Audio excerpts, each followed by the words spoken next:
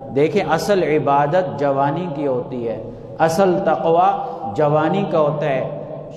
شیخ Saadi کا ایک شعر ہے اور بڑا گہرائی والا شعر ہے، فارسی میں ہے لیکن میں اس کا اردو میں ترجمہ کرتا ہوں۔ شیخ سعدی کہتے ہیں کہ جوانی میں توبہ کرنا یہ پیغمبروں کا کام ہے، بڑھاپے میں تو بھیڑیا بھی بزرگ بن جاتا ہے، بڑھاپے میں تو بھیڑیا بھی بزرگ بن جاتا ہے، تو بڑھاپے کی جو عبادت ہے وہ اتنا کمال نہیں جو جوانی کی عبادت کا ثواب ہے، جو جوانی کی عبادت کا کمال ہے۔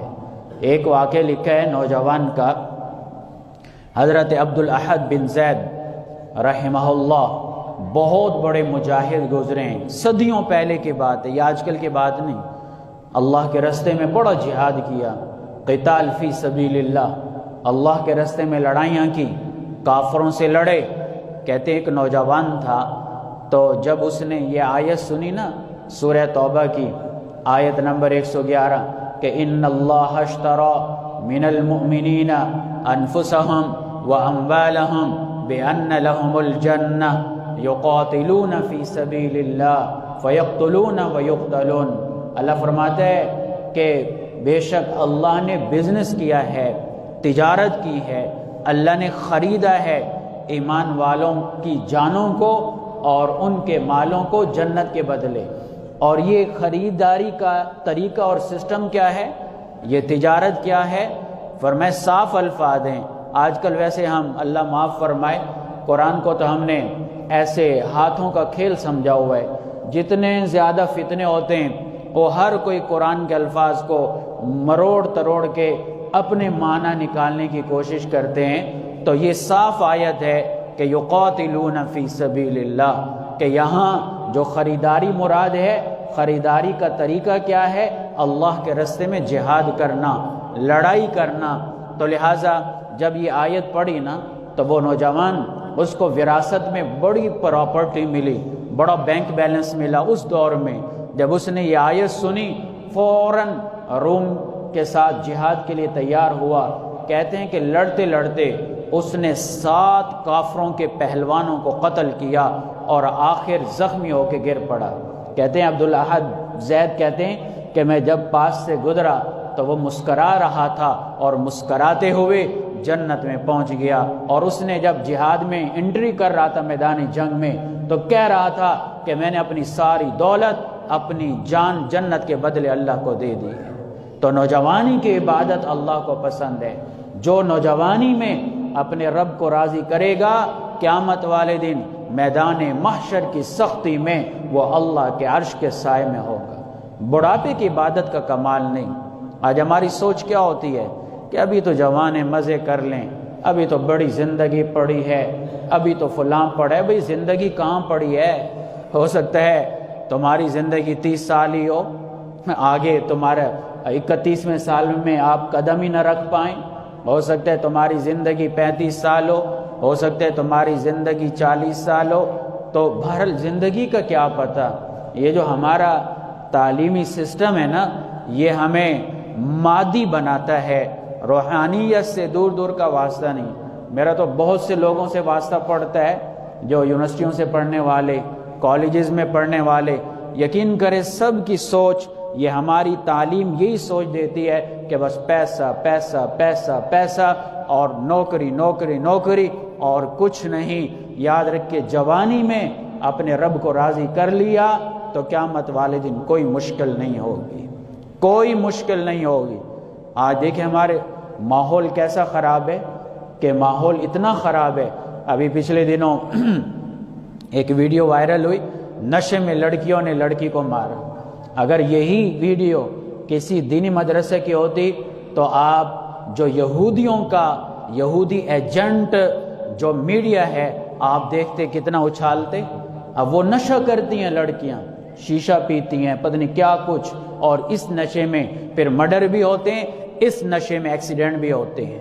اور پھر ایکسیڈنٹ ہوتے ہوئے میرے بہت قریبی جاننے والے تھے، اور نہایت بہت بڑے زمیندار نوجوان تھا، بہت بڑا زمیندار، یعنی ایسا یوں سمجھیں کہ پورا ایک سٹی کے مالک تھے وہ، اتنا بڑا زمیندار۔ تو بہرحال میں نے تو تعلق اس لیے بنایا کہ دین کے ساتھ اللہ سے اس کا کانٹیکٹ جوڑا جائے، تو کوشش ہے انسان پہ، باقی ہدایت اللہ کے راستے میں۔ تو اس نے نیو گاڑی نکالی، مطلب وہ بڑی جو گاڑی ہوتی ہے V8 گاڑی جو کروڑوں میں ہے، تو وہ اس نے نکلوائی، بالکل 0 میٹر۔ گاڑی ابھی گھر میں کھڑی تھی، وہ پرانی بھی جو گاڑی تھی اس کی V8 گاڑی تھی، اس میں نکلا نشے میں دھتا، اور جیسے ہی گیا ایکسیڈنٹ ہوا، وہیں ختم ہو گیا۔ کہاں گئی وہ نیو گاڑی؟ کہاں گئی وہ پراپرٹی؟ کہاں گیا وہ بیلنس؟ اوروں کا ہو گیا، کوئی اس کے اولاد بھی نہیں تھی، اولاد ہو بھی نہیں رہی تھی، کوئی بھائی بھی نہیں تھا، گیا جہاں کا ہونا تھا۔ تو اس لیے نبی صلی اللہ علیہ وسلم نے فرمایا کہ کل قیامت والے دن اس سخت ماحول میں اللہ کے عرش کے سائے میں دوسرے نمبر پہ وہ جوان ہوگا وَشَابٌ نَشَأَ فِي عِبَادَةِ رَبِّهِ، کہ جس نے جوانی اللہ کی رضا میں گزاری ہوگی۔ ایک واقعہ لکھا ہے واقعہ مکاشفۃ القلوب میں، امام غزالی رحمۃ اللہ علیہ نے ایک واقعہ لکھا ہے کہ ایک نوجوان غلام تھا، اس کو جب ایک آدمی خریدنے گیا تو اس نے کہا کہ مجھے خرید رہے ہو لیکن میری 3 شرطیں ہیں، یہ 3 شرطیں پوری کرنا تب مجھے خریدنا۔ کہا کون سی 3 شرطیں؟ کہا نمبر 1 کہ میں دن میں آپ کی خدمت کروں گا، شام کو آپ کی، رات کو آپ کی خدمت نہیں کروں گا۔ نمبر 2 کہ مجھے نمازوں کے ٹائم نمازیں پڑھنے کی اجازت ہوگی۔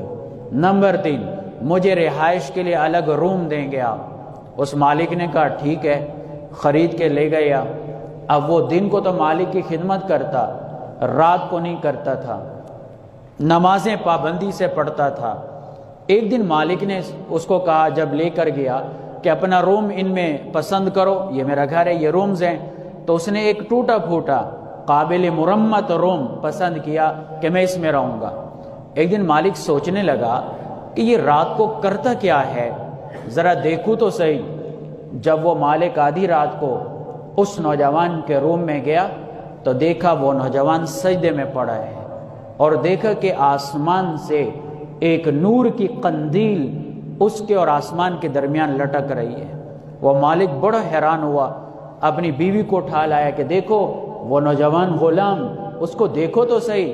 دونوں دیکھنے لگے تو دونوں رو پڑے اور کہنے لگے کہ اے نوجوان، ہم نے تجھے اللہ کی رضا کے لیے آزاد کر دیا، اور وہ یہ دعا مانگ رہا تھا۔ انہوں نے سنا کہ اللہ میں غلام ہوں، اگر میں آزاد ہوتا تو دن میں بھی اللہ تجھے راضی کرتا۔ وہ رو پڑے، انہوں نے کہا تو آزاد ہے۔ جب اس نوجوان نے سنا، دیکھا کہ یہ تو انہوں نے مجھے دیکھ لیا، کہا دعا کی اس نوجوان نے۔ نوجوان غلام ہے، نوجوان ہے، اس کی بھی خواہشات ہوں گی، اس کے پاس بھی طاقت ہوگی۔ کہنے لگا اے اللہ، میرا راز ظاہر ہو گیا جو میرے اور تیرے درمیان تھا، اللہ مجھے اٹھا لے۔ دعا کی، وہیں پہ وفات پا گیا۔ تو اس لیے نوجوانی کی عبادت اللہ کو بڑی پسند ہے۔